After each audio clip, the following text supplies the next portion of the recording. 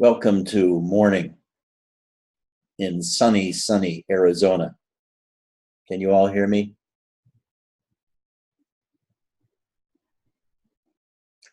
We may be interrupted at any time. The property manager was supposed to come over today to inspect our property, and I'll have to get up and take care of him, and probably shouldn't take more than 15 minutes.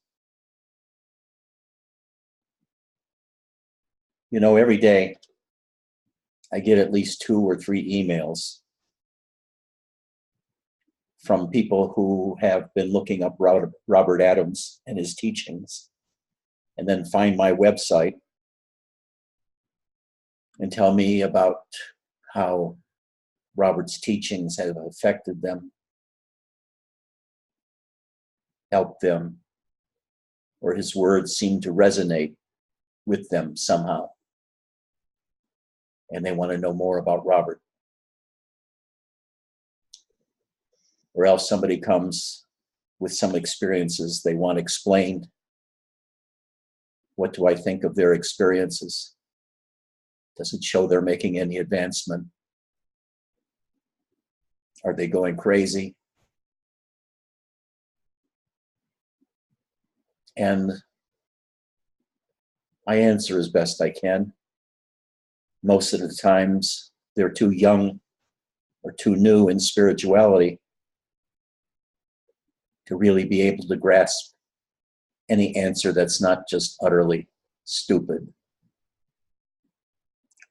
Because unless you have some spiritual experiences, you ask questions which are second-hand or third-hand questions about what did Robert mean, or what did Nisargadatta mean, or what does my thinking mean? How do I escape my thinking? How do I escape my ego? Does the ego die?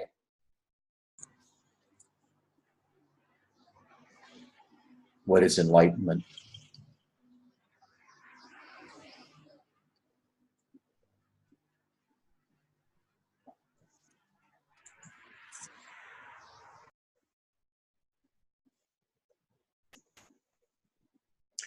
There's not a lot of answers you can give there that aren't immediately going to be turned into a second question, then a third question, and a fourth question, and a fifth question.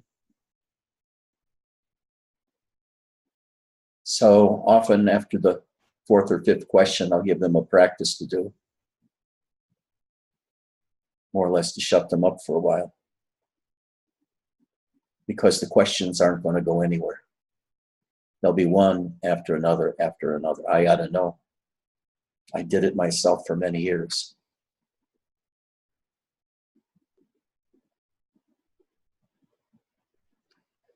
If the truth be known, if I could tell people how simple it is, but how difficult it is to do, they'll just argue and say, no, that can't be true. That can't be true. Can't be that simple. But it is.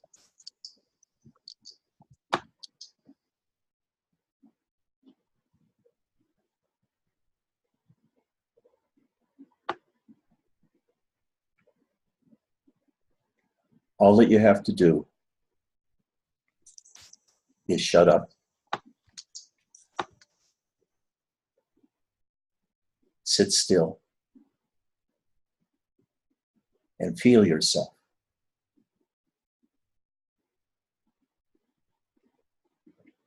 Just feel.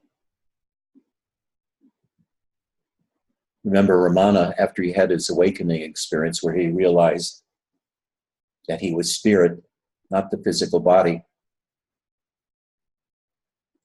sat in one place for 20 or 25 years, utterly alone, sometimes being fed by people, sometimes they would just leave food and he'd feed himself, not speaking.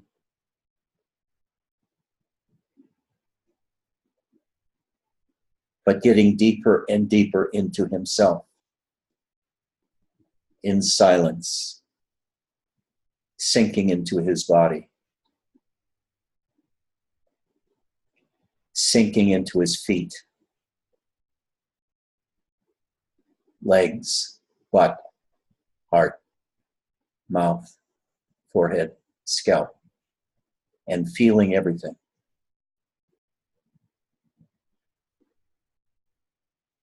But most people wouldn't accept that. They'd say, Ramana suggested to do self-inquiry, which is to ask the question, who am I? And to follow the question or see where it comes from or where it goes, or just abide in one's sense of self. Vasilina, you keep turning your microphone on. I hear a drip, drip, dripping.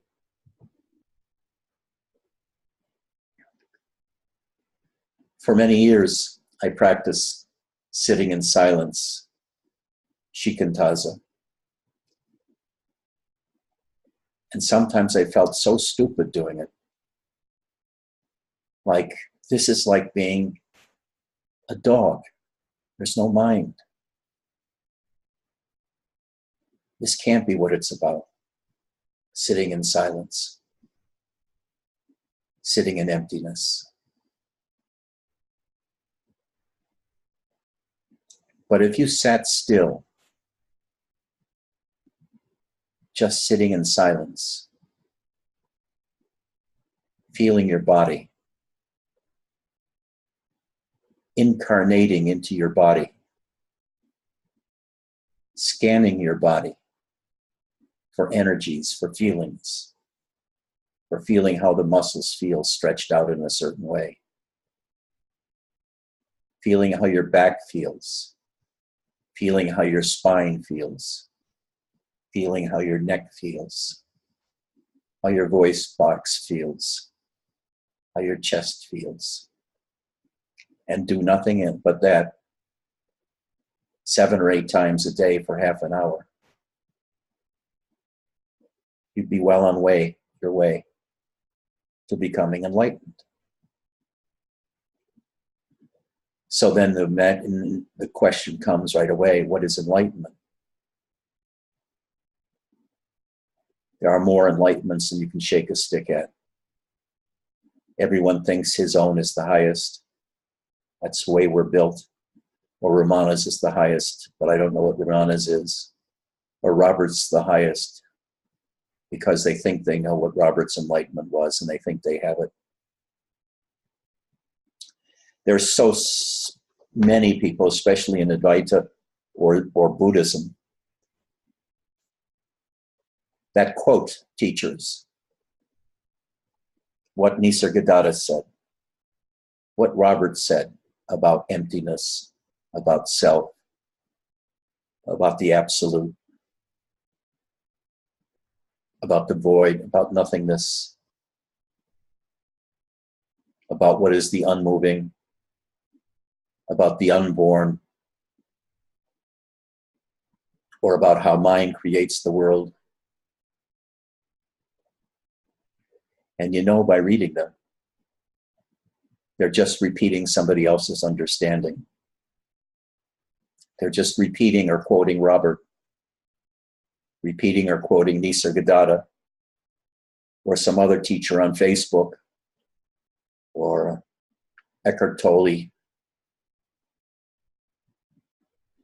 Mayor Baba. Just repeating and taking that understanding as spiritual understanding. But it's not. It's just a bunch of words using concepts taken from Sanskrit, which means absolutely nothing to us.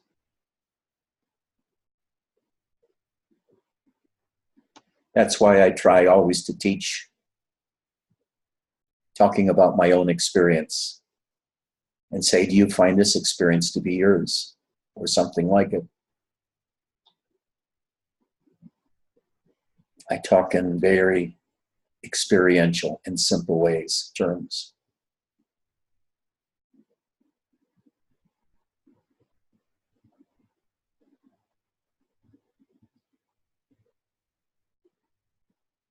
Be quiet, quiet and just feel. Do this after waking up in the morning while you're in bed. And do this before you go to bed. But don't practice this when you go to bed. Otherwise, the attention you're paying on yourself will prevent you from getting asleep. Now, here's the kind of things you can find when you're just resting in your body and things come up. You feel a sensation in your chest. You don't know what it is. Vesselina, you don't know what it is. And you start feeling it. And you try to interpret it. It's like an entity. It's like a ghost. It's like a spirit. Or it's moving and it's pleasurable. It's like Shakti. Or it's this, or it's that. By labeling what you're feeling, you'll prevent that feeling from changing. But if you don't label it and just feel it, it'll change and change and change. It'll change the feeling, it'll change the location, it will transmute and eventually disappear. But all of your thinking, every one of you, about what you're experiencing is not allowing yourself really to experience it, but to interpret it, which takes you one step away from actually experiencing it because you're explaining it while you're feeling it. The other thing is to learn to depend on the body, not vision, not thinking. Thinking and eyesight are really closely related to each other. It's very hard to separate out seeing something from the thoughts about the thing. I think someone, I forgot who said it, is that eyesight is the most corrupted of the sensual modalities we have because it's closest to the mind. And it's so easily colored by the mind as to what you're seeing. Next, of course, is hearing and feeling, smelling. Is that apple cinnamon or is that something burning? Is that brewing coffee or a forest fire? We label instantly. We walk into the room, we smell something, and our mind goes immediately to our stomach and we think of what can that be to eat. In spirituality, it's more complex because the more we sit with ourselves, the more new sensations come into our lives, including the experience of Shakti, or the inner energy that courses through all of our bodies all of the time, but we don't feel it because we've never observed our bodies long enough through a feeling fashion, as opposed to looking at it in an inner visual sense. We have to learn how to feel, to become embodied again. We become disembodied when we're heavily engaged in the world. Because when we're engaged in the world, we're reading manuscripts, we're reading invoices, we're reading complaint letters, letters from loved ones, taken by the emotions that those cause in us, preparing meals, talking to people, customers, patients, always being engaged as an object in this world. And you engage with others as objects in this world. You assume those objects are very similar to you, have a similar point of view, at least to the extent you can communicate.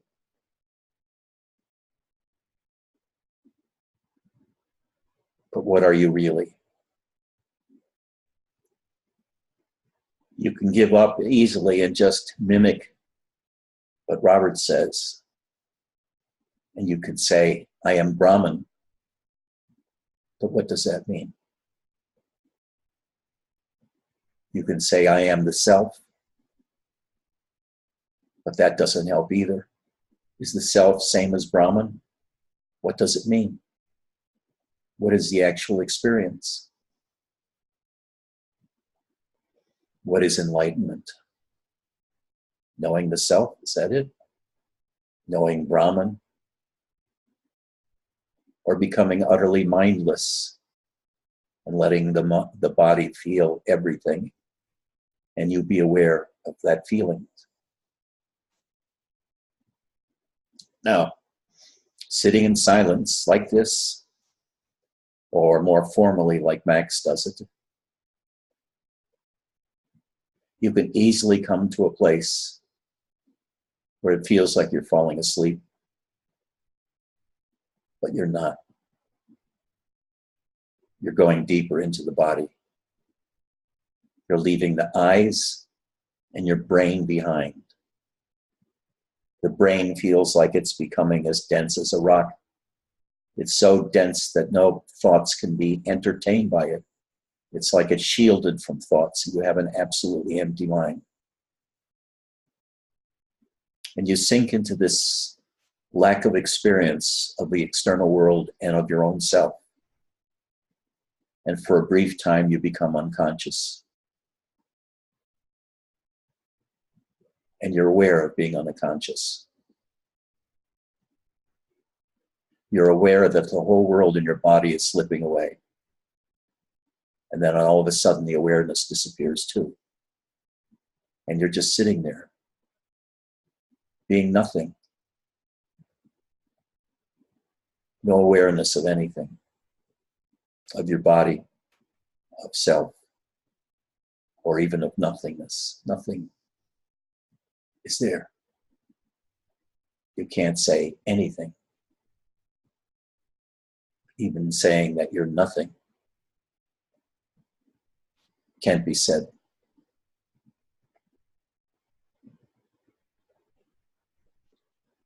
Then out of that nothingness, you may break through into the absolute nothingness where everything disappears. In terms of the sense of self inside of you, the I disappears.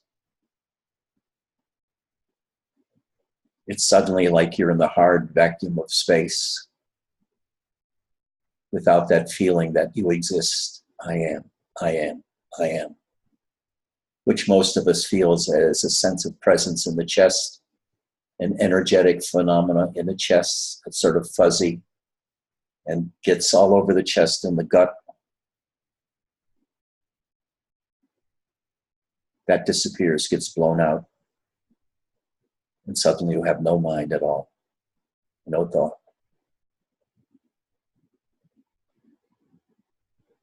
And in that instant, you've become the whole universe that you can perceive at least.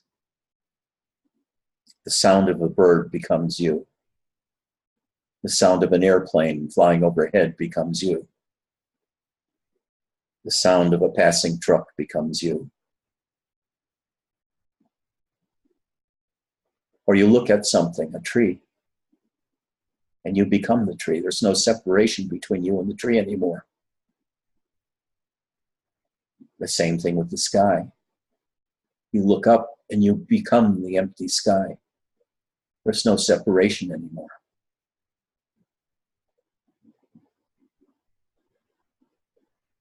Then after 20 minutes of being in this total empty mind, the world begins to come back gradually, slowly, taking maybe 4 or 5 minutes. And you come out of the emptiness back into the world that you left. Whether you're in a zendo or your bedroom or a living room chair. Now, if you keep sitting for a few more months or years, you may begin to feel energies in your heart. You may begin to feel all kinds of emotions. You may begin feeling mistrust for the whole process. You may begin to feel that, or doubting yourself and what you're doing, because it seems so stupid and empty to be doing nothing.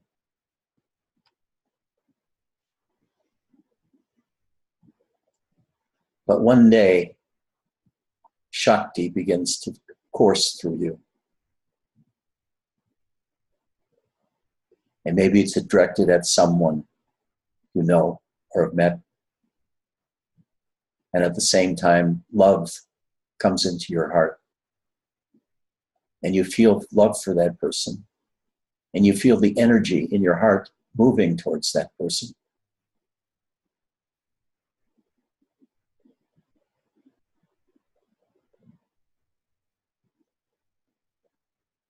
Love and Shakti seem to go together.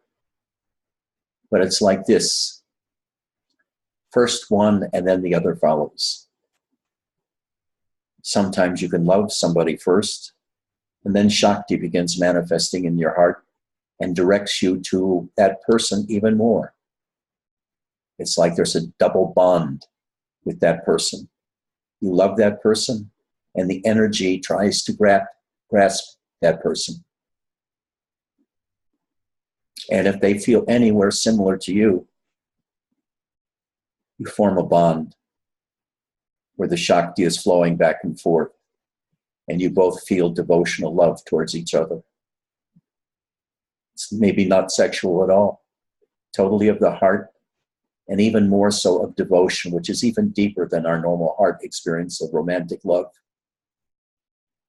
It's a devotion where we just want to fall to our knees and worship that person.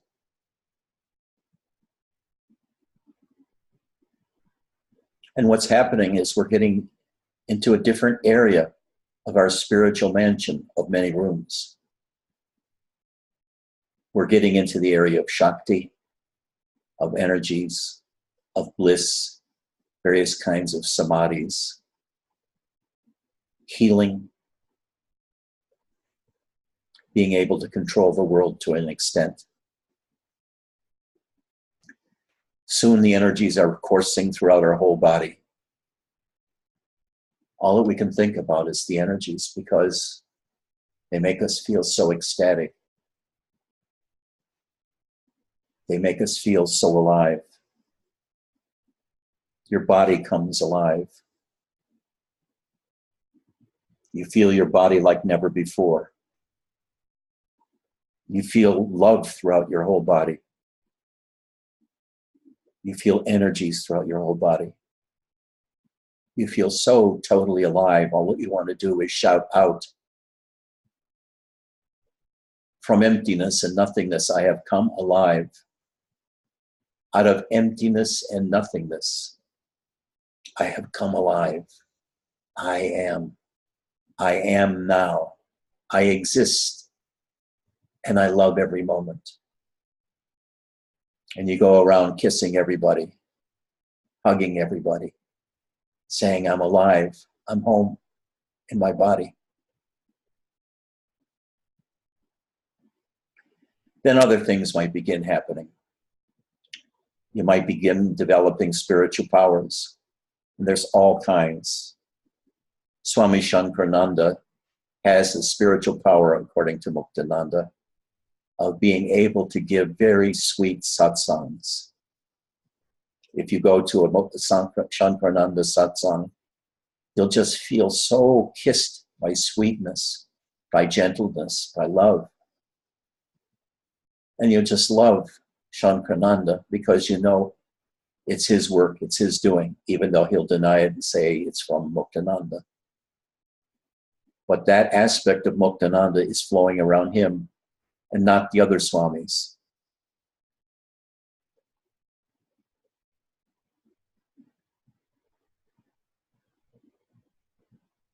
Or you develop an ability to heal.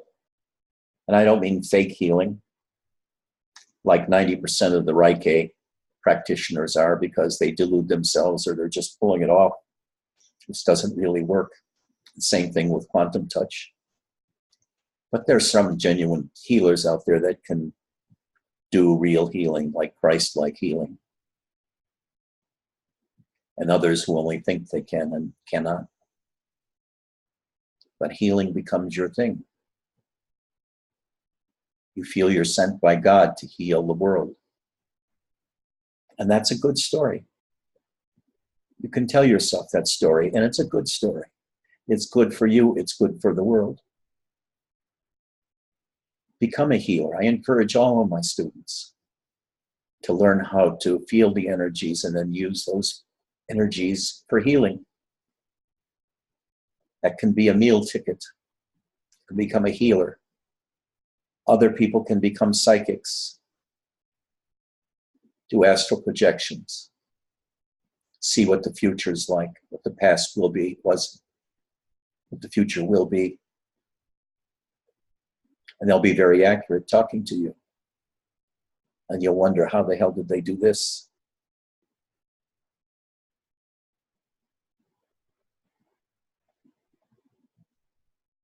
And then as you sink deeper, maybe another 5 years, you can begin to get to Robert's place of unimaginable peace. And it's like this. You wake up one morning feeling very peaceful and at the same time very alive. You progress through the day for a while, and then a power grabs you. Something grabs you and makes you stop. You don't feel like you can move anymore. So you sit in the chair. Something happens in you. You feel more and more peaceful. And at the same time, you feel that you are disappearing. And rather than scaring you, it makes you happy. You become happier and happier. And the Shakti, which you had been feeling for 5 years, which comes and goes, begins to go away. And you feel like you're losing it. And then you realize it's not going away at all. It's changing its form. It's becoming more subtle, more quiet, more peaceful. And you hang on to that for a while. And then you see it's becoming so subtle that it's hard to find and to follow. But at the same time, you're getting happier and happier, more and more subtly happy. And you disappear more and more. A lot like the time when you first began to go into meditation and sank out of the head into the body, and where you went unconscious for a few minutes and then came out into emptiness. Now you go and you sink inside, deep inside, and there's no longer any awareness of the world at all. You're only aware of your total happiness and peace. There's no world, there's no you, there's no objects.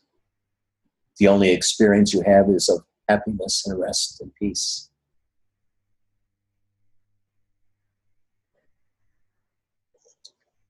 There are so many rooms in your spiritual mansion that you can explore if you just be quiet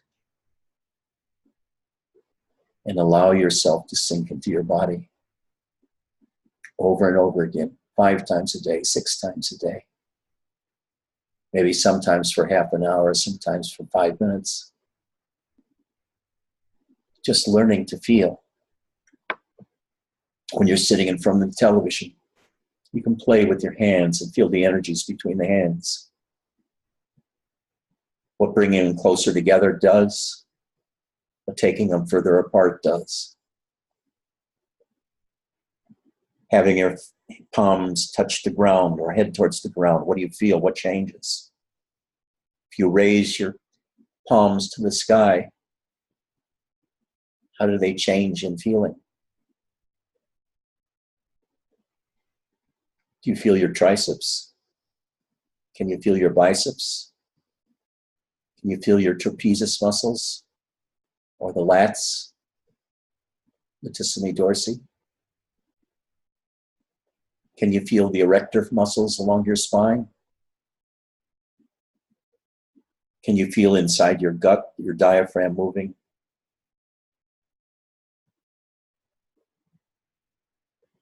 Can you feel your bowels? Do they churn a little from the meal you had 2 hours ago? You feel thirsty at all? Sitting quietly. You feel around you into space. You feel around towards the ceiling and the walls. What feeling do you get from the walls? Do they comfort you? Do they secure you? Do they protect you? Or do you feel like they contain you, imprison you? You go and you touch a wall. Very gently touch it. Just with 4 fingers and the thumb.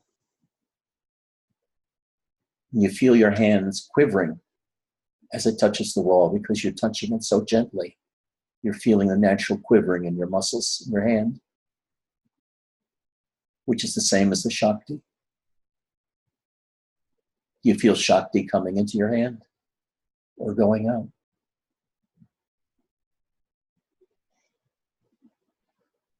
You open your eyes and you look straight ahead with no mind if you can.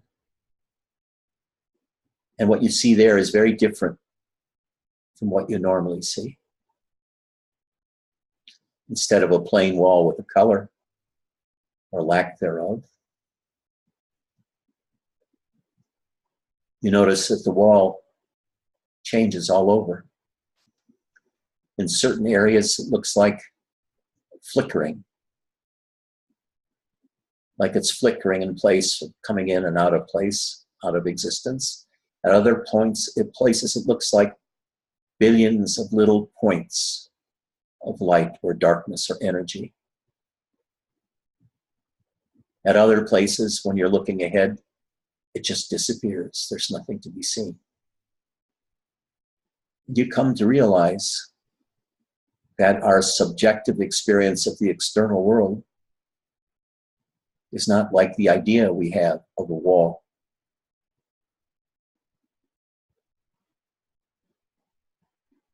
We begin to think, if we touch the wall, maybe it won't be so solid and our hand will go through. And thus is born the concept of magic in you. You think, what if the world is not how you think it is? And that from moment to moment, it changes. It's constantly changing. The wall is like a flickering image sustained by the mind, which has the concept of wall, which is a solid and permanent thing. But in fact, our experience of it is very different. When we stare ahead with an eyes that have no concepts in them, no mind in them, the wall seems very permeable, not stable, not permanent. And space becomes different too. It's hard to put into words how space becomes. But as we go deeper, we find the energies also deepening. Let's not say deeper, let's go into a different room. This one hasn't been explored yet, but when we go enter it, it's dark and we feel our body very heavy. We find a light switch and turn it on. It looks like a room like any others, but our body is different. We feel like we weigh 1,000 pounds. Our arms are heavy. Our shoulders are heavy, our head is heavy. We feel dense as lead. The energies in us are no longer flowing freely like a gentle breeze through some grasses, but it becomes heavy like lead, and yet the lead is flowing through us very slowly. Incredible energies brought into our body, energies so dense and so powerful, nothing can stand in the way. And we just sit there with this feeling of enormous power, like we are God, reigning over a kingdom consisting of one room, and we are infinite power within that room. And then we discover thereby a different aspect of magic. Our power, our innate power as being a human being, an embodied God.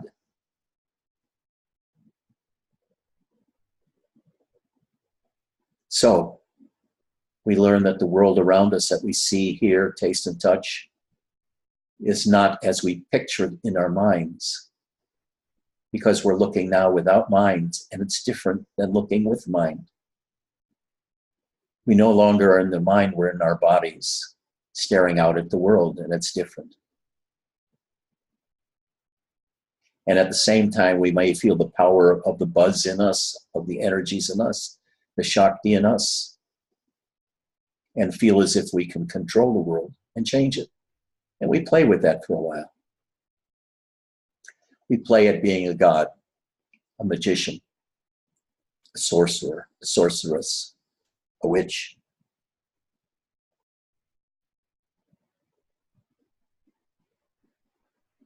There are so many rooms that can be explored.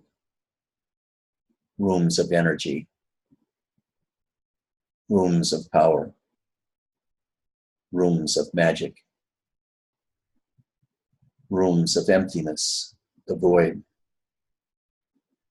rooms of being a mundane human, without Shakti, without powers, caught in a job, and in a house you don't want to be in,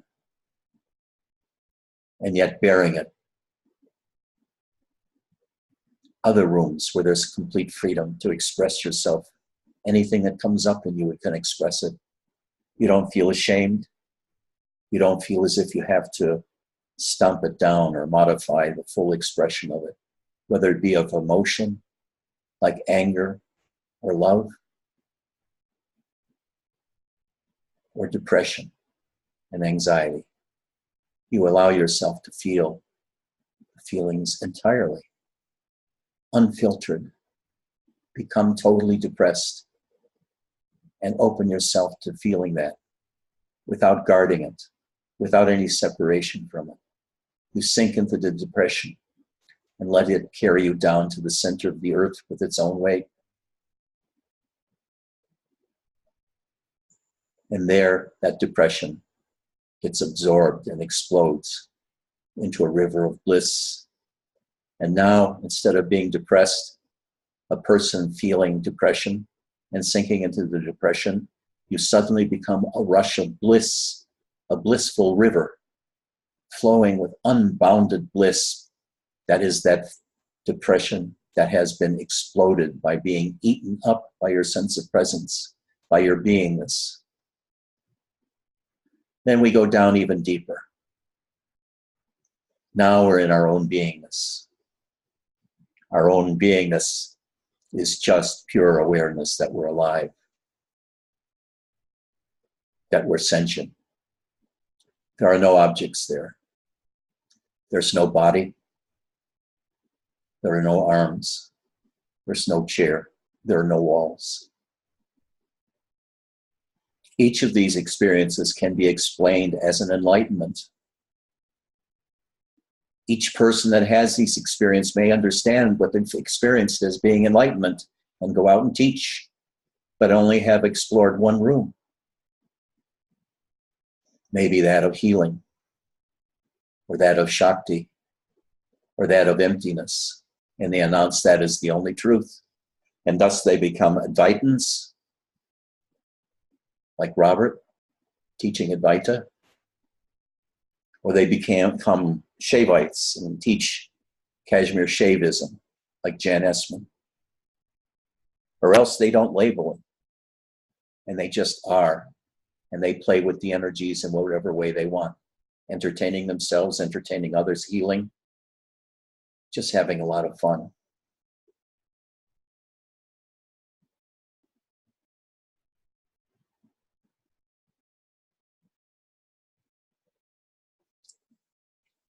And then sometimes you just want to wake up from all the exercises and all the practices and recognize that there are a million different enlightenments, not just one or two or three.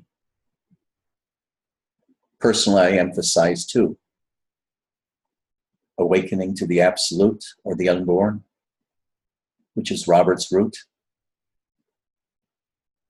and awakening to the manifest self, which is being an embodied human being, with that embodiment being by the divine, and you feeling your personality as enlivened by that divine within you. To me, those are the two major ones that I'd like to teach, but there are so many of the other ones, like I've just described. Long time ago, at least 1,000 years ago, I forgot when Joshu, the monk Joshu, lived. But when asked how many satoris had he experienced more than one satori? And satori is often transmitted as great enlightenments. He said, I've had 17 great enlightenments and thousands of small ones. There's no one enlightenment. There's no two. There's no three. There are hundreds of enlightenments you can have, thousands you can have, little ones, big ones. It's never ending, Maria. It's never ending. It will always follow you, the desire to have more and to open your rooms more. Mark gets a sense of this. It's endless, the possibilities of opening, of developing, of moving, of growing.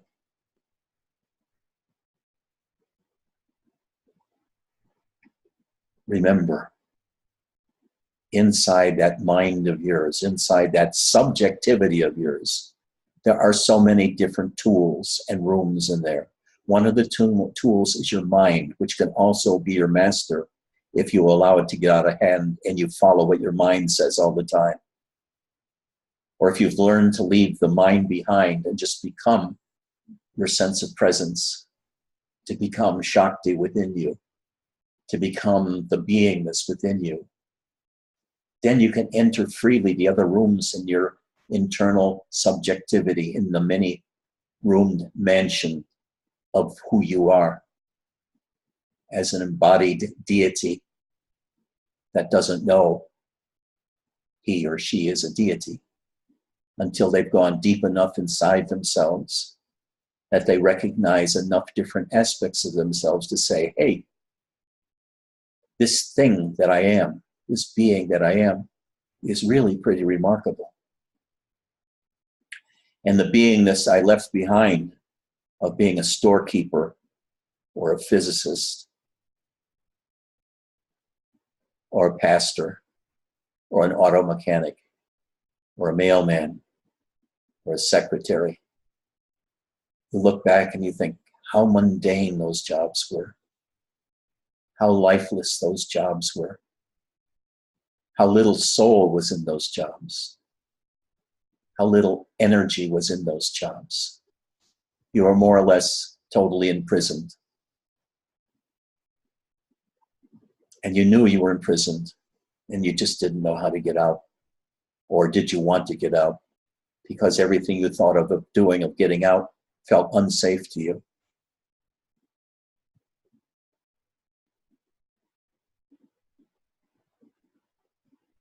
That's it. I just shot my load. That's all I got. So I'll ask for questions. Does anybody have any questions? I do. So would you say that Robert was a magician, or did he mostly, from your point of view, stay in one room or just stay in one area? I think he stayed in one area, but he went so deep into that area, it's like he took the one room or the three interrelated rooms, and these rooms became so big that they were bigger than the rest of the house.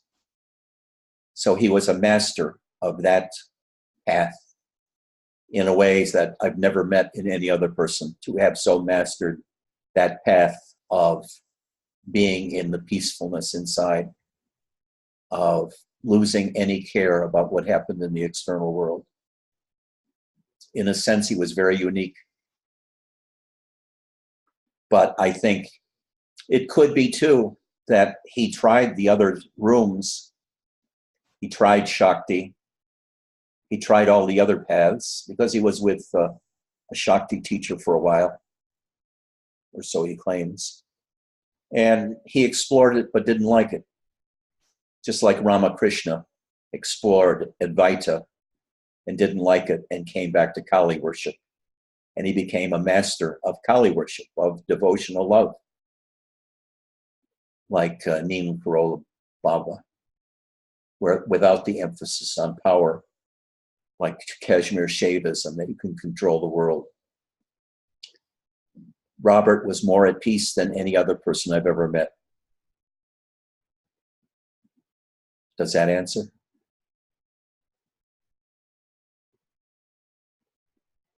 But I think for most people, if they tried to find Robert, they would find that their own inclinations were somehow stifled by Robert's presence of peacefulness. And some would not feel good about that. They would feel boxed in, stifled, smothered. And like I said, several of his students committed suicide. Several of the students that I had felt that they were becoming suicidal from boredom and tediousness after following self-inquiry for a long period of time. That's why I changed my teachings.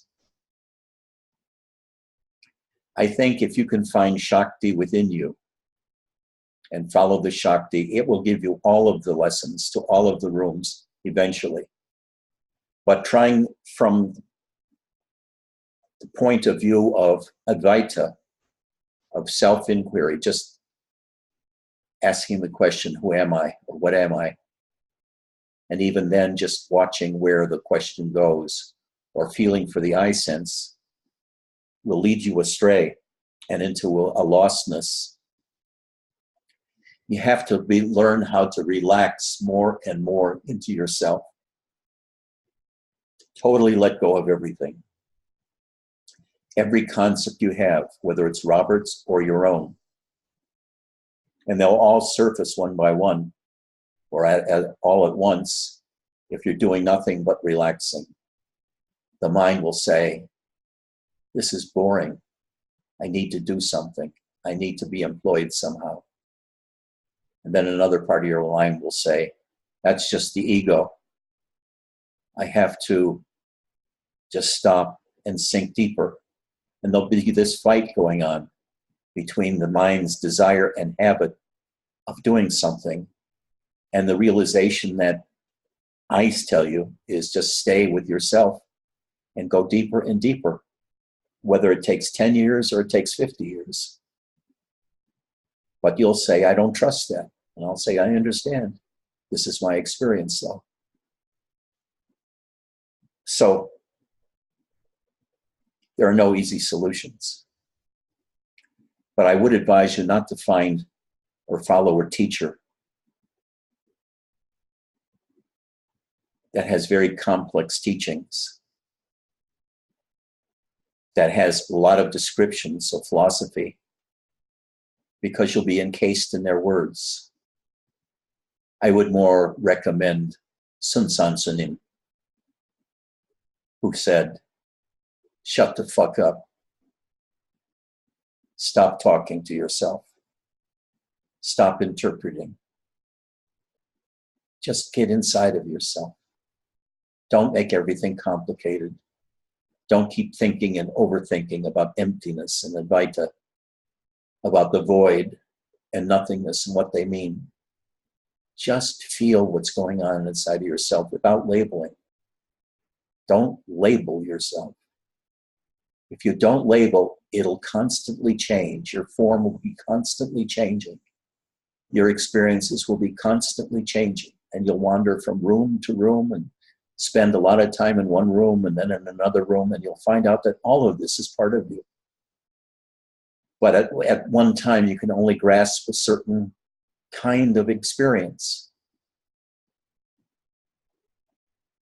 But an hour later, you may be in a different room. And you'll learn to be a traveler like that. Always growing, always traveling, always evolving, so to speak, through one enlightenment after another.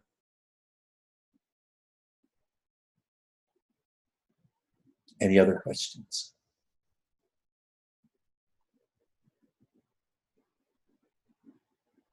Mohammed sent a question. What?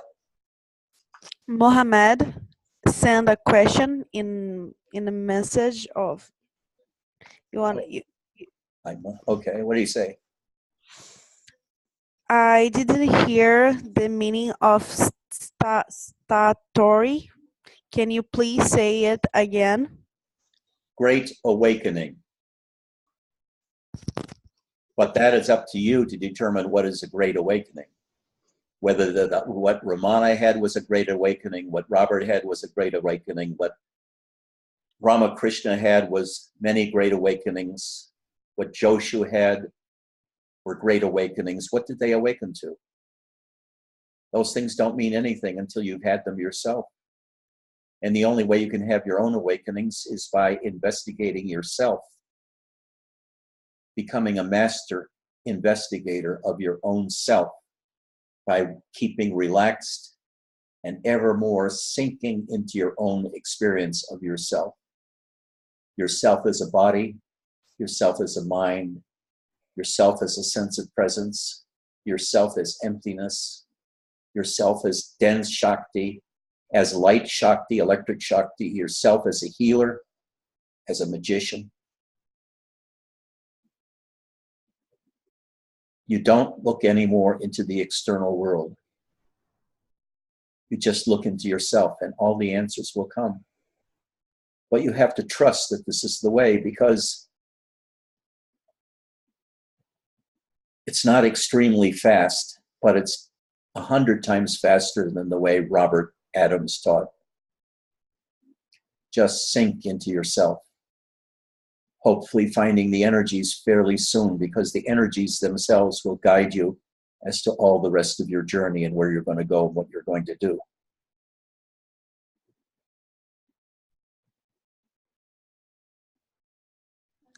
I have a question. Yes. So the way that persons, everybody who you mentioned, who get in enlightenment, is the own way. Maybe I understand this. So more deep we go inside ourselves, more deep we discover all of this life, what is mean, or I don't know. Yes, exactly so. But you're not going to look at what does life mean. You're going to live life every moment very deeply, rather than have an intellectual thing. Well, life is being kind to others, or helping the world, or healing the world. Instead, you'll be resting in bliss, resting in energy, resting in silence, resting in emptiness, resting in healing. You'll be doing things or feeling things but you won't be thinking about what's the meaning. That's the mind. The mind always wants to grab you. Everybody here, the mind wants to grab and have soul domination over. That the mind is always ruling you and telling you what to do, where to go, how to do it, when to do it. And the mind is not your friend, as Robert said. It's your enemy. Especially yours, Maria. Just kidding. Just kidding. It's okay. So this is also connect what you say about story, about we write our own story. I don't know how put this in words, but you always say about story and about how good is this could be. And when you say about Robert, I don't know, it seems like he have their own story and they use this story to teaching all the students and all the stuff they say and they pass. I don't know if makes any sense, but just I come to tell the story of Robert and his glory. I tell you the story of Robert and his love. Robert told a story. It's called Escaping from Your Body and the World. Having nothing to do with the world. Having nothing to do with your body. That they're all illusory. That's true from one point of view. From one enlightenment point of view. And he says, leave the world alone. Don't pay any attention to it. Just go inside, ask, who am I? Or go into the silence and abide in the emptiness. And then you'll realize you are Brahman. That's the promise he made. And everything will be hunky-dory and happy-dappy from then on. That worked for him. That's a story for a few people. I think of Advaita, what Robert says, mostly as a rescue spirituality, to rescue people from feeling severe suffering or depression or anxiety. It says, leave all of that stuff alone and just be quiet. Don't get your mind going. Don't think about your problems. Don't think about the world and the suffering in the world. Don't think, don't think, don't think, don't think. That was his major message. Don't think, don't think, don't think. But he never said feel. He never took that route of feeling. He said, then ask the question, who are you? And don't answer it. Wait for an answer. But you can wait for 25 years doing that without much coming towards you. But if you sink into Shakti, into the feelings and energies within you, or if you don't feel Shakti, just within your subjectivity, your sense of being alive, that'll take you much more quickly to things that actually happen in your life rather than being lost in the void or in emptiness. You don't have to listen to me ever again. You just drop into yourself. But Maria, you have practically no ability to stay in yourself at this point. You're doing. So it's going to be hard for you, but you have to trust me. Trust yourself. I trust you. I trust you. I don't trust myself yet, but I trust you. Okay. It's a process. We can do it. You can do it. We can do it. We can do it. That sounds like another song. There's a song in the air, señorita. Da da da da da da da da da da da da da.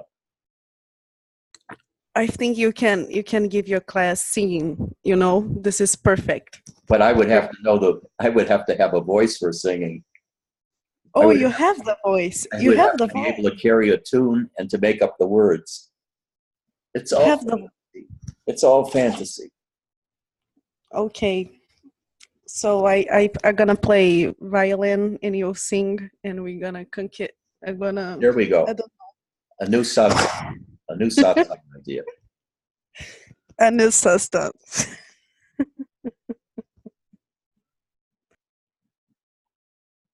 Any other questions? Oh, we're going to have to leave this house within 4.5 months. The owners are deciding to sell it and renovate it, and I don't have the kind of money to purchase it. We may work something out, but I doubt it, which means we're going to be moving, which is going to be hell. So I may invite all of you to come here sometime in October or November to help us move. Everybody from all over the world, come and help us move. I'll be there. I'll be there on. I'll be there on the 13th or 12th of October, and Okay, I know that. for about a week. You have 20. We have 20 people to help you with a big move. You don't have to worry with nothing else. Look this, everybody. You're a lucky one. We'll see. We'll see. I remember the move that Robert made to Sedona and how disastrous it was. I remember the move from Los Angeles to here and how stressful it was. I nearly died from the stress. Driving 2 trucks, one filled with cats, the other filled with furniture. You're alive. You're alive now. Look this. You survive. Now you can tell the story. Yep. But now I'm an old fart and I don't take stress like I used to. And now, Maria, you have to shut up. Let me go. I love you all. I'll see you on Sunday. We may have to discontinue Thursdays for a while because I'll be busy sorting through shit and figuring out what to take and what to leave behind. I think I want to leave Karima behind. What else do I want to leave everything behind and just walk out into the golf course nude and take my life on the golf course nude, or get a cardboard box and live on the street. No more thinking about what I have to do. I love you. I love you. I love you. I'll see you on Sunday. Bye, bye, bye. Love you, Ed. Thank you. Thank you, Tonita. Thank you all. Sunday. Bye, bye.